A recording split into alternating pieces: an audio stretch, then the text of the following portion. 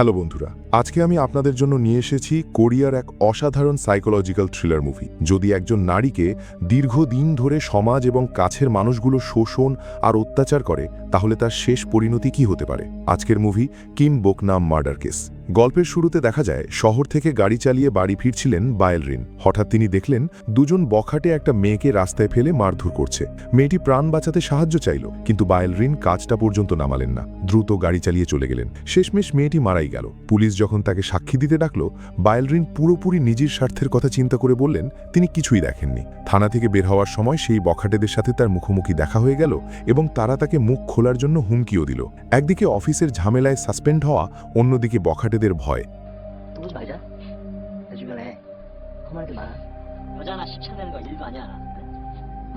সব মিলিয়ে বায়েলরিন খুব মানসিক চাপে ছিলেন। তাই একটু শান্তির খোঁজে তিনি ছোটবেলার সেই দ্বীপ মুডোতে ফিরে আসার সিদ্ধান্ত নিলেন।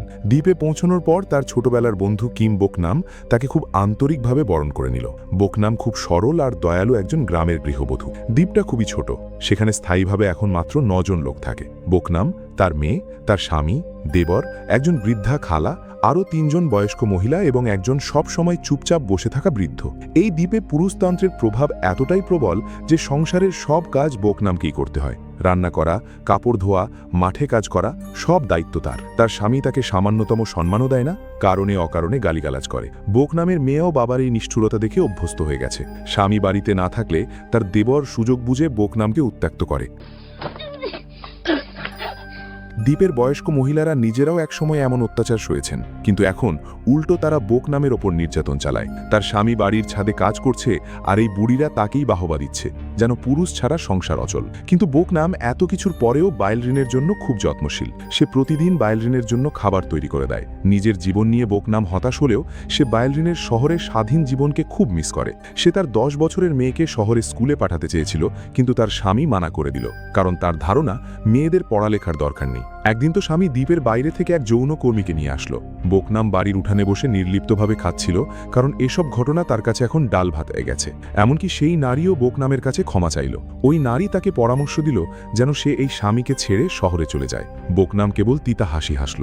সে আগে একবার পালানোর চেষ্টা করেছিল, কিন্তু ধরা পড়ে প্রচণ্ড মার খেয়েছিল, তাই এখন আর সে এসবের ধার ধারে না। একদিন কাপড় গোছানোর সময় বোকনাম তার স্বামীর প্যান্টের পকেটে মেয়ের অন্তর্বাস পেয়ে অবাক হয়ে গেল। ঘরে গিয়ে দেখল তার মেয়ে আয়নার সামনে দাঁড়িয়ে সাজগোজ করছে আর বাবার ভালোবাসা পাওয়ার কথা বলছে। বোকনাম যখন তাকে প্রশ্ন করল, ঠিক তখনই তার স্বামী ঘরে ঢুকল এবং বিনা কারণে বোকনামকে মারধর শুরু করল। বোকনামের হাতে কাস্তে ছিল, সে প্রায় মারতে গিয়েছিল, কিন্তু মেয়ের দিকে তাকিয়ে তার হাত থেমে গেল। এরই মধ্যে বায়েলরিন খবর পেল তাকে চাকরি থেকে বরখাস্ত করা হয়েছে। তখন বোকনাম তার স্বামীর কুকীর্তির কথা বায়েলরিনকে জানালো এবং অনুরোধ করল যেন তাকে আর তার মেয়েকে শহরে নিয়ে যাওয়া হয়। কিন্তু বায়েলরিন নিজের বিপদেই অস্থির। সে বোকনামকে সাহায্য করতে অস্বীকার করল। বোকনামের মনে তখন পাহাড় সমদুঃখ। সে যাকে আপন ভাবল সেই তাকে ফিরিয়ে দিল। পরের দিন যখন বায়েলরিন বোকনামের মেয়ের সাথে সমুদ্রের পাড়ে ছিল, তখন সে কৌশলে মেয়েটিকে জিজ্ঞেস করল তার বাবার সাথে সম্পর্ক কেমন, কিন্তু মেয়েটি কিছুই বুঝতে পারছে না। ওদিকে দ্বীপের খালা সব জেনে গেছে। সে গিয়ে বায়েলরিনকে উল্টোপাল্টা বুঝিয়ে বলল যে বোকনামের মেয়ে আসলে তার স্বামীর সন্তান নয় এবং বোকনাম চরিত্রহীন। এতে বায়েলরিন আরও বিভ্রান্ত হয়ে পড়ল। দ্বীপের এই মানুষগুলো বোকনাম আর তার মেয়েকে তাদের ব্যক্তিগত কাজের দাসী মনে করে, তাই তারা কখনোই তাদের দ্বীপ ছাড়তে দেবে না। বোকনাম তবুও সিদ্ধান্ত নিল সে তার মেয়েকে নিয়ে পালাবে। সে স্বামীর ঘর থেকে কিছু টাকা চুরি করল এবং ওই পরিচিত নারীকে ফোন করল একটা নৌকা পাঠাতে। কিন্তু দুর্ভাগ্য, যে মাঝি নৌকা নিয়ে আসলো সেও এই দ্বীপের মানুষদের মতোই। সে ইচ্ছে করেই দেরি করল এবং সব ঘটনা বোকনামের স্বামীর কানে তুলে দিল। ফলে তার পালানোর পরিকল্পনা ব্যর্থ হল।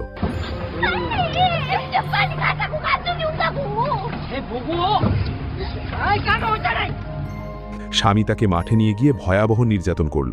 এক পর্যায়ে মেয়েটি মাকে বাঁচাতে এলো, কিন্তু স্বামী সজোরে ধাক্কা দিলে সে পাথরে আঘাত পেয়ে সাথে সাথে মারা গেল। নিজের চোখের সামনে মেয়ের মৃত্যু দেখে বোকনাম পাথর হয়ে গেল।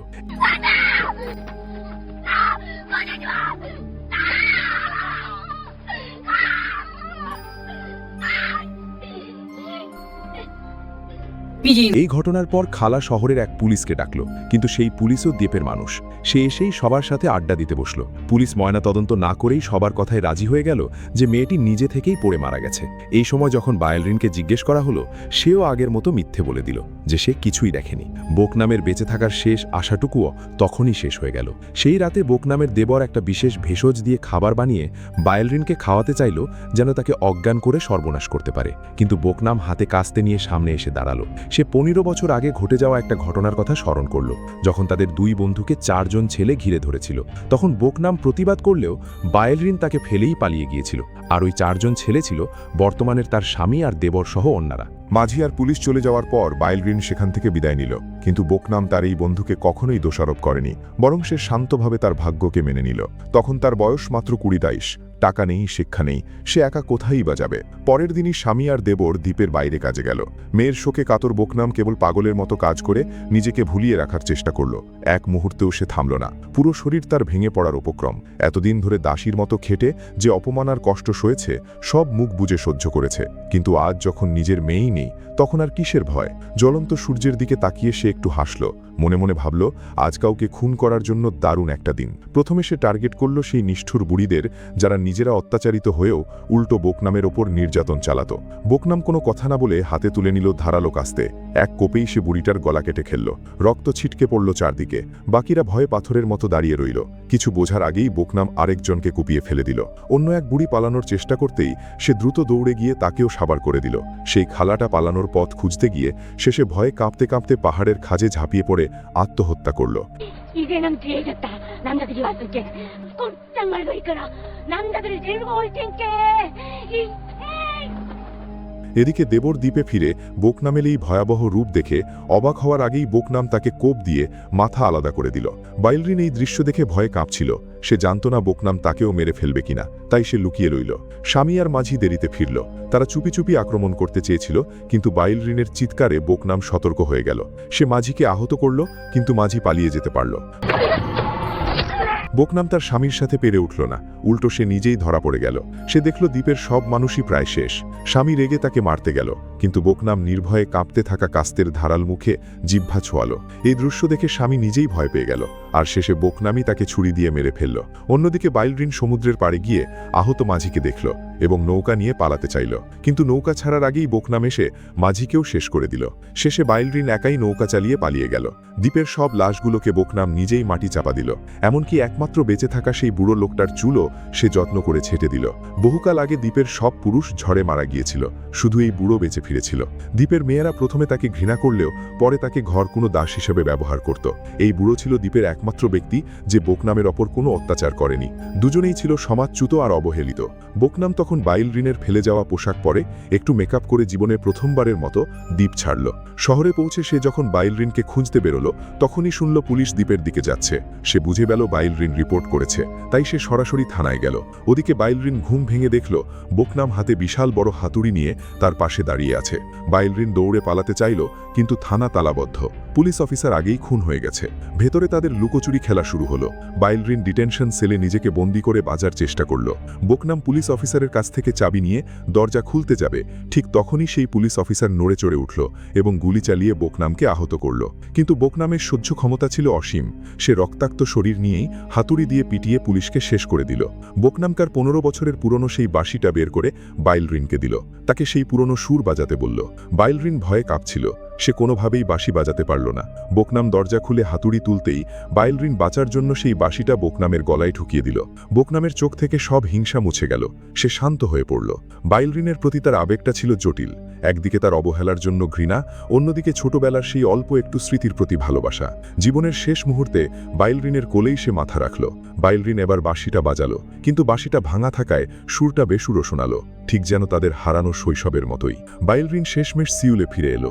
এই ভয়াবহ ঘটনার পর সে নিজের ভেতরের পরিবর্তনগুলো বুঝতে পারল। সে ভাবল, যদি সেদিন বোকনামের ডাকে সাড়া দিত, তাহলে হয়তো এমনটা হতো না। বোকনামকে বাঁচানো না গেলেও সে অন্যদের সাহায্য করার সিদ্ধান্ত নিল এবং থানায় গিয়ে সেই বখাটেদের নামে সাক্ষী দিল।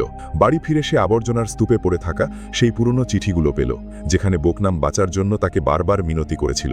যদি সে তখনই গুরুত্ব দিত, তাহলে হয়তো কোনো বিপর্যয়ই ঘটত না। মেঝেতে শুয়ে বোকনামের কথা ভাবতে ভাবতে বায়োলিন যেন তাকেই দেখতে পেল। মুডো দ্বীপ এখন সত্যিই জনমানবহীন। গল্পের সারমর্ম এটাই যে নির্যাতনকারী স্বামী বা উদাসীন বন্ধু নয়, বরং ওই দ্বীপের সেই মহিলারা যারা নিজেরা অত্যাচারিত হয়েও সেই শৃঙ্খলকে মেনে নিয়েছিল, তারাই ছিল সবচেয়ে বেশি ভয়ঙ্কর। মানুষ অনেক সময় খারাপের চেয়েও ভয় পায় সেই ভিড়কে, যারা অন্যায়কে মেনে নিয়ে সেটাকে স্বাভাবিক মনে করে। বোকনামকে শেষ পর্যন্ত তারাই ঠেলে দিয়েছিল। তাই বলা হয়, তুষারপাতে প্রতিটি বরফের টুকরোই দায়ী থাকে। আমরা যখন মানুষের প্রতি অবহেলা করি, সেই নেতিবাচক শক্তি ঘুরে ফিরে আমাদের ওপরই আঘাত করে। তাই সব সময় আশেপাশে মানুষের প্রতি ভালো ব্যবহার করুন, কারণ এটি শেষ পর্যন্ত আপনার নিজেরই কল্যাণ বয়ে আনবে।